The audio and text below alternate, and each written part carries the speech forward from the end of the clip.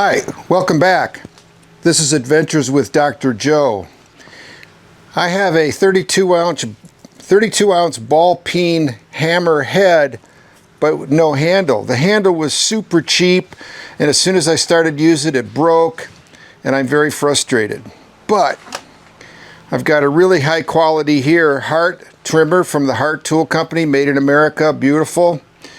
It's a hickory handle, which is one of the most classic woods to make a handle, but I have something that might even be a little bit better. Dogwood trees grow here in the Carolinas, and they also grow in Europe, and they got their name Dogwood because that wood was used to make the dog gear in mechanical wooden clocks. It had great wear characteristics, was very, very hard, and it's probably one of the hardest woods we have here in North America. And I happen to have a dogwood log. We had to take one down because it died, and it's been air drying here, so we're going to use that to make a brand new handle for this ball peen hammerhead. So I measured this using this Hart hammer because this is good, and I measured the length, and I thought I'd mark it off right about here. Now if I had a chainsaw, I would just cut this off with a chainsaw, but in my shop we're going to use this. This is a tool that I rarely use. It's a bow saw, and you tighten it by turning this lever and then try to swing it around here, and it stays taut, and that tensions up the bow. And then you can cut it, you can use it either this way, which I'm going to do, or you can use it this way, but we're going to use this bow saw to cut this in half. It has a very high quality blade, but I almost never use it. This is made in Denmark, really high quality. So we're going to start our laborious practice of cutting this. Well, I made it about a third of the way, and now I'm going to use a little bit of power here just to speed it up.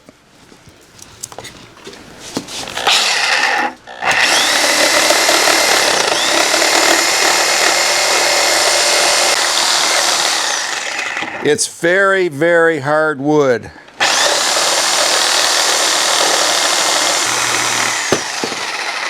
I was fortunate that I had a long enough blade. So when you look at the wood, you can see there's a huge split here, a check here, big split there. Then on this side, split, got a check, a lot of radial checks, but this area here looks really good. So yeah, basically this. So what I'm going to do is we're going to take this to the bandsaw, we're going to cut it in half, and then we'll start to shape this area for our handle. Now to cut this on the bandsaw, you could just run this through, but it's very irregular. So the best thing to do is to put it on a piece of wood that's got a flat edge, a straight edge, and then we'll run the piece of wood through that, being guided by that straight edge. So by attaching the board here, we'll be able to basically cut all of this off, because we're going to run this against the fence. We got the blade tensioned up, we've got this set up. We're going to put our dust collection on and start our sawing.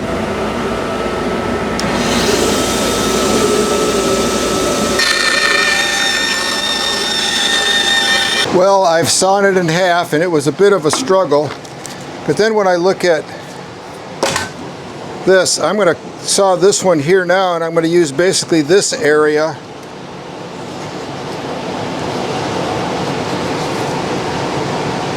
which I think is going to be the best. So we're basically going to cut this one in half. And I've tensioned up the blade so it's cutting better. So I've selected the piece that I've cut here. It's got plenty of room, plenty of space for the handle. And then when I look at where it has to fit into this head, it's plenty big. And I've got a number of old but very nice tools. This is a Greenlee draw knife, a couple old spoke shaves, antiques, but they work really well, and I've got the blades all tuned up. We're going to use these. Now this is a much newer one from Ernie Conover's group in Ohio, and that's pretty nice. And then a pencil, and we're going to use this as our template. So I've drawn the pattern of the hammer here, and we're going to start shaving it and taking it down.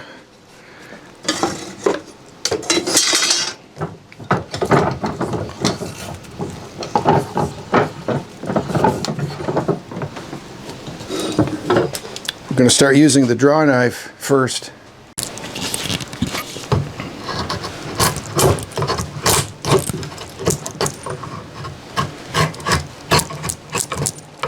Careful not to take too much, it chips.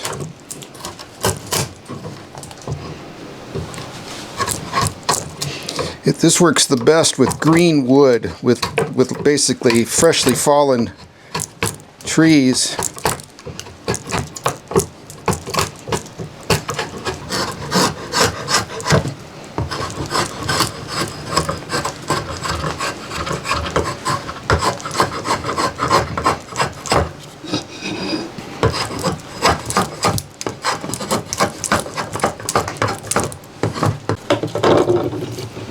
So you can see our handle is already taking shape. Okay, so I've taken it to the bandsaw and done a little bit. Now I've got a nice waist on it, and we're going to look at the length. And basically, right about here, that'll be the beginning of the head. And I measured the head height about here. So we're going to cut this piece off because we don't need that. Okay, so I've cut the end off, and now I've looked at the opening of the hammerhead, and I marked the outside edges of that. And basically we want it to sit like this, so I flared it out. I flared it out here and here, and we're gonna bring that to the bandsaw and cut those off. So the shape is coming together, but we got some very difficult grain here. So we're going to go with the rasp because it was tearing out too much with the spoke shave.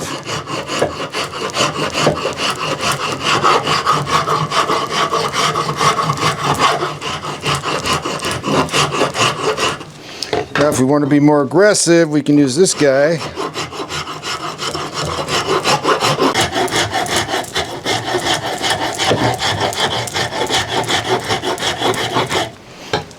And then this is a fine one that helps some fine tuning.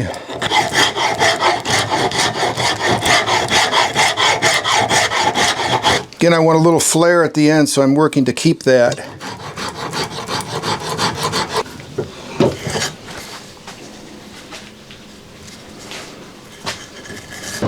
So to get the basic shape, I've done that, and then I've used this sander to gradually shape and sand the end so it fits into the head. And I've checked it many times, and now we've got it all the way to the end, which is good. At this point, I'm pleased with the overall shape. It fits my hand really nicely. I'm going to sand this with my Mirka sander. We'll get it up to a very fine grit, and then we're going to use oil on it, Danish oil. It gives it a really nice hue. It's not slippery, it's not slick. You feel the wood itself. I think that's going to be good. So look at it already, it looks pretty good. Okay, so I've got the Mirka sander. We've gone 120, 150, now I'm at 180, and it's really smoothing out nicely. Yeah, very smooth, very nice. I don't want to get it too fine because I still want a nice grip. And I'm going to do up to 220, and then we're going to oil it. So this is one of my favorite products, this Beelen Danish oil. I've had it for a while. It's nice to put it on with a cloth, cotton cloth. This is the natural color. You also can get it in walnut. Oh, look how beautiful that just immediately turns that. Wow. Danish oils, good stuff. Easy to apply. You basically just toss the rag. Now be careful, sometimes those rags could catch on fire, so I let them really dry out. But that, don't have it, put a little bit more on there. Then once you get it on, wipe it off. We'll put some here on the end.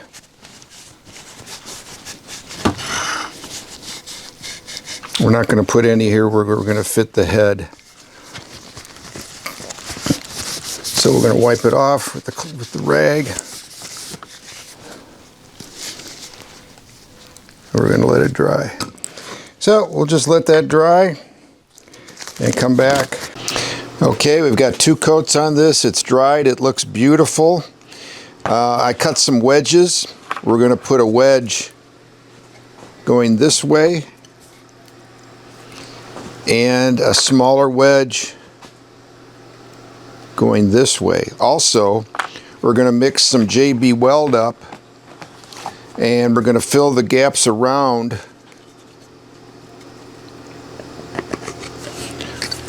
the head of the hammer. So we're going to put some in all throughout here, pack it all the way down there.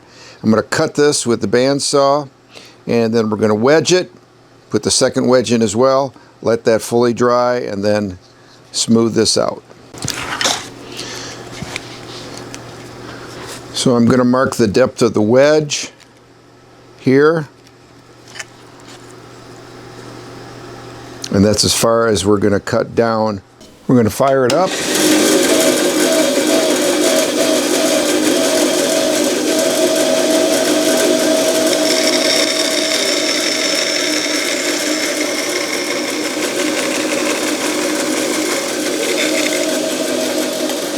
And then we've cut this deep enough for that. We'll also do a transverse cut, but very shallow, for that smaller wedge. Okay, so we're going to mix up our JB Weld, equal amounts.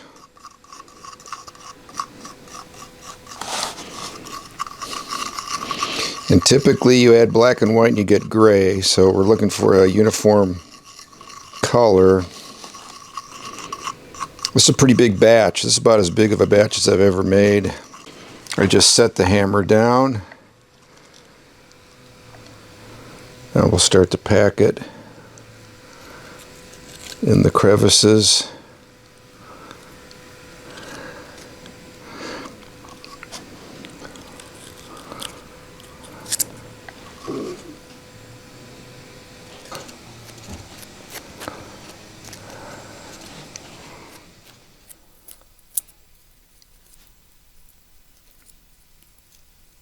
I guess I can also use this epoxy to lock in the wedges, which I think I will do. So I'm going to use it all up. All right. Our first wedge we're going to place like this, and we're going to hammer it in here. I'm going to put our hammer down, drive that home. Now we'll put the second wedge in 1 second. Right here, where I made that other cut with the chisel.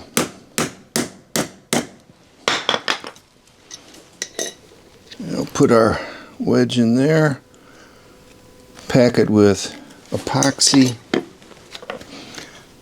and then drive it home.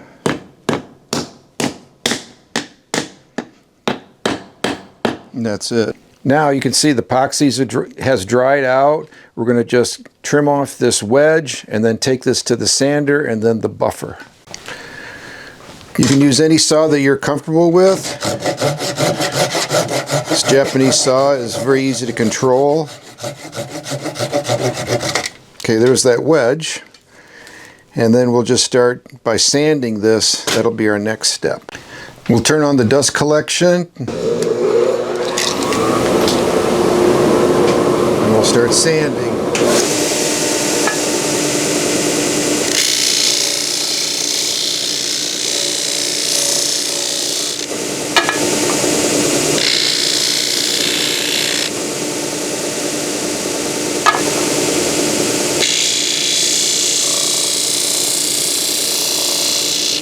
And you can see how nice it's looking already. So we're just going to keep honing this down.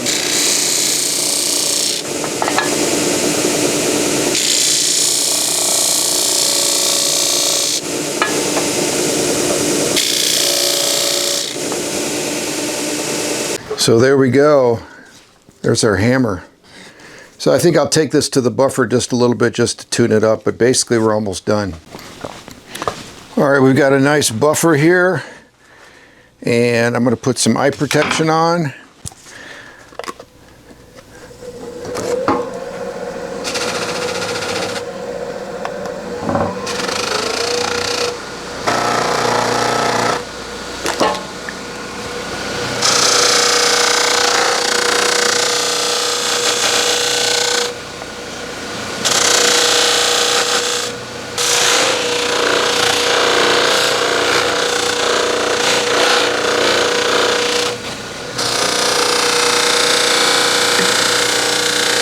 So that buffed up pretty nicely. Going to clean it up just a little bit, but there we have it. So here's the hammer, and you can see how nicely those wedges fit in there. And that's an excellent way to hold that head in place. And you can see the hammer, it turned out to be really, really nice. And the handle fits really well. The oil did nicely, and I'm just going to put the date on the bottom just to remember when I put that together. Hey, if this was useful, please click thumbs up. Consider subscribing. Thank you.